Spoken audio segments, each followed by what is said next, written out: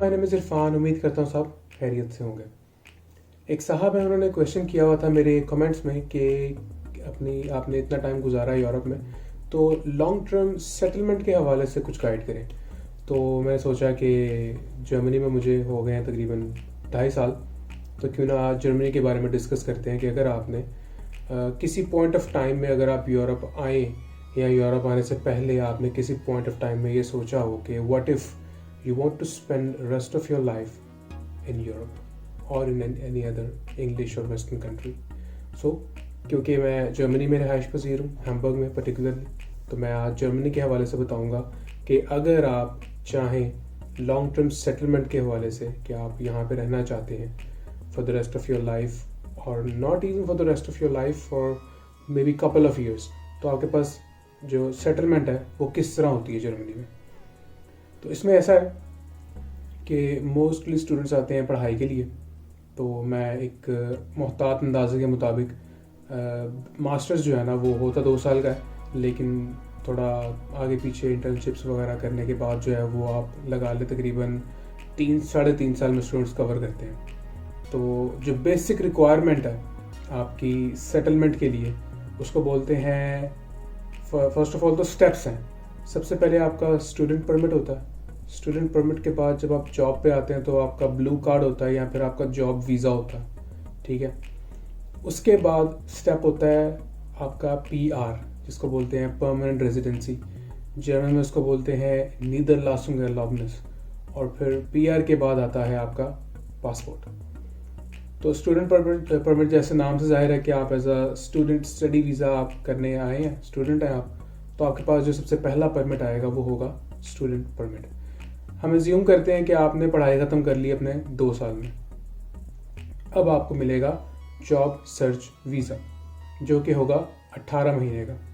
क्योंकि आपके पास एक जर्मन डिग्री है तो आपको जर्मन गवर्नमेंट अलाउ करती है कि after completing your education you are allowed to take a job search visa जिसकी वैलिडिटी है 18 महीने, ठीक है। अब हम ज्यूम करते हैं कि आपको 18 महीनों में पहले 6 माह के अंदर जॉब मिल गई। अव्वल तो एक दो माह के अंदर मिल जाती है, लेकिन हम आइडियल केसेस की बात नहीं, हम मतलब थोड़ा सा कह लें आपके मतलब स्लैक आ गया बीच में, कोई फील्ड की मसले मसाइल हो गए या लैंग्वेज के मसले मसाइल हो गए, आपको फ़ौरन जॉब नहीं मिली, तो हम अज्यूम करते हैं कि आपको 6 महीने में जॉब मिल गई। अब आपका परमिट कन्वर्ट होगा जॉब परमिट पे या फिर ब्लू कार्ड पे। जॉब परमिट पे होगा या ब्लू कार्ड पे होगा, इसको डिफ्रेंशिएट करेगी द अमाउंट ऑफ सैलरी जो आपको कॉन्ट्रैक्ट में मिल रहा है। अगर तो आपको जो साल की सैलरी है वो मिल रही होगी 44,000 यूरोज पर ईयर, तो आपको ब्लू कार्ड मिल जाएगा। अगर आपको इससे कम मिल रही होगी तो आपको नॉर्मल वर्क परमिट मिलेगा। तो इन दोनों परमिट्स का जो डिफरेंस है वो आपका पीआर का जो नेक्स्ट स्टेप है उसमें डिफ्रेंशिएट करेगा। कैसे करेगा मैं बताता हूँ। पहला केस है आपको ब्लू कार्ड मिल गया, आपने जॉब स्टार्ट कर दी, अब आपने अप्लाई करनी है पीआर।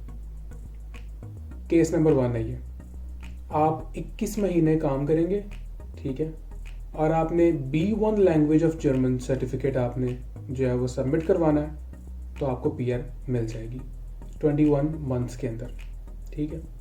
ये है ब्लू कार्ड वाला केस। सेकंड केस, आपके पास ब्लू कार्ड नहीं है, आपके पास एक नॉर्मल रेजिडेंस परमिट है, ठीक है, जिसकी सैलरी आपको 44,000 यूरोज पर ईयर से कम है। अब आपको पीआर के लिए अप्लाई करना है, तो अब आपको वेट करना है 24 मंथ्स तक का। ब्लू कार्ड में 21 महीने, लेकिन नॉर्मल रेजिडेंस परमिट में 24 महीने, 3 महीने का डिफरेंस है। आप अपना B1 लैंग्वेज का सर्टिफिकेट दिखाएंगे तो आपको पीआर मिल जाएगी 24 महीनों में दूसरे केस में। अब यहाँ पे तीसरा केस कि आपके पास लैंग्वेज का सर्टिफिकेट है ही नहीं, आप जॉब कर रहे हैं इंग्लिश ज़ुबान में और आपको ज़ुबान की ज़रूरत पड़ी ही नहीं, ठीक है। अब क्या होगा कि अब आपको जो ब्लू कार्ड वाला केस है उसमें आपको वेट करना है 33 मंथ्स तक विद नो लैंग्वेज सर्टिफिकेट्स, ठीक है। आप 33 मंथ्स के बाद अपनी पीआर अप्लाई कर सकते हैं। कॉन्ट्रेरी बात करते हैं, अब आपके पास ब्लू कार्ड नहीं था, अब आपने वेट करना है 36 मंथ्स तक, ठीक है। 36 मंथ्स नो लैंग्वेज सर्टिफिकेट, आप अप्लाई कर लेंगे पीआर।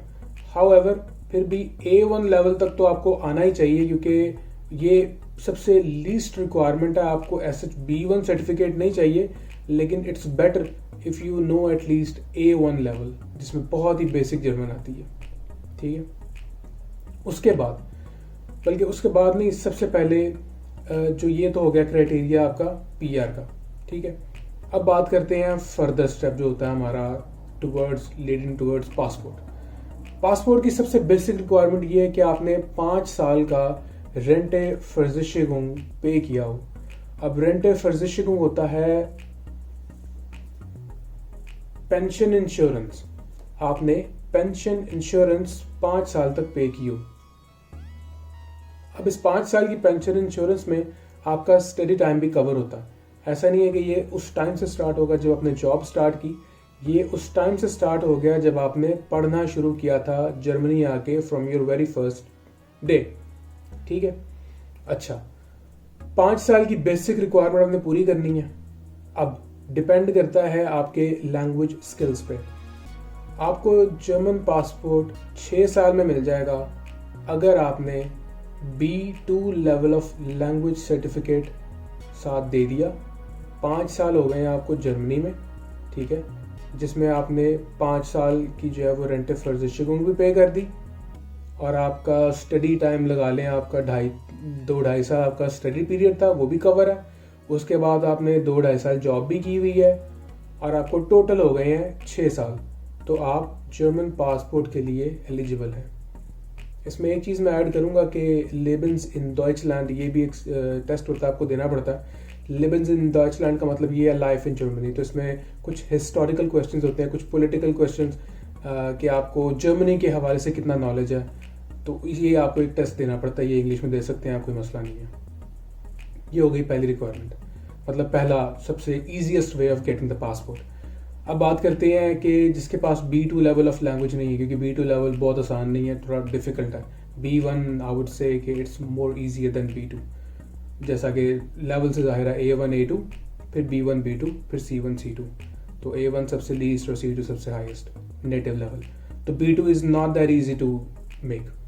तो हम कहते हैं कि आपके पास B1 सर्टिफिकेट है, ठीक है। तो अब आपने क्या करना है कि आपके पास 8 साल आपको हो गए। वैसे तो आप 7 साल में भी अप्लाई कर सकते हैं, लेकिन उसकी थोड़ी सी जो रिक्वायरमेंट है वो चेंज हो जाती है। लेकिन आप ये समझ लें कि आपको 7 से 8 साल हो गए, ठीक है, और आपके पास B1 level of language certificate है।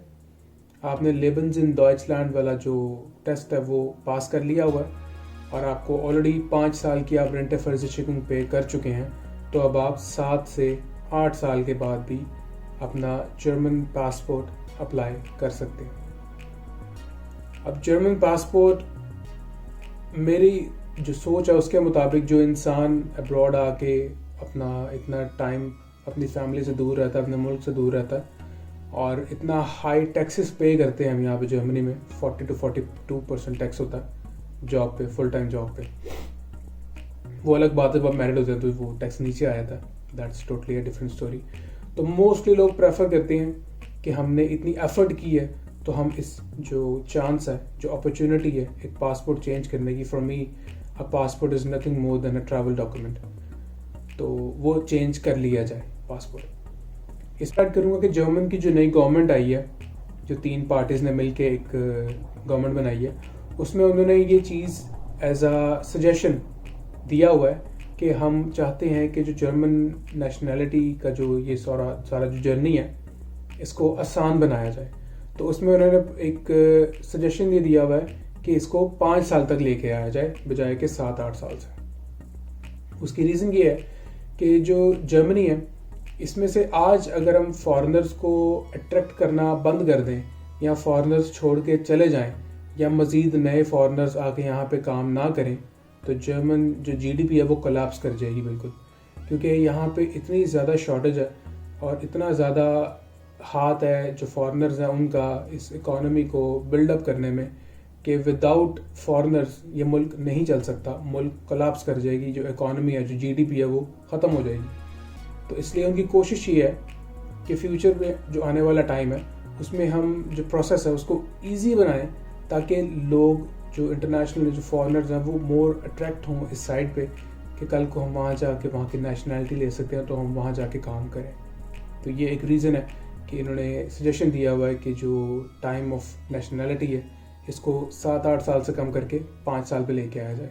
अब इस पे कितना काम हुआ है, कितना होना बाकी है, इस पे वो कितना सोच रहे हैं या कितना नहीं सोच रहे, अभी इसकी कोई न्यूज़ नहीं है। एक चीज़ मैं यहाँ पे और ऐड करूँगा कि जो जर्मनी है वो डुअल नेशनैलिटी आपको ऑफ़र नहीं करता। यूरोपियन कंट्रीज़ वाले जो ममालिक हैं वो दूसरी जर्मनी आके डुअल नेशनलिटी जो है वो क्लेम कर सकते हैं, लेकिन out of Europe there is no chance. तो अगर आपको जर्मन नेशनलिटी लेनी है तो आपको अपना पासपोर्ट ड्रॉप करना पड़ेगा, आपको अपनी नेशनलिटी छोड़नी पड़ेगी। Pakistan, India, Bangladesh, doesn't matter, जो भी है, छोड़नी पड़ेगी।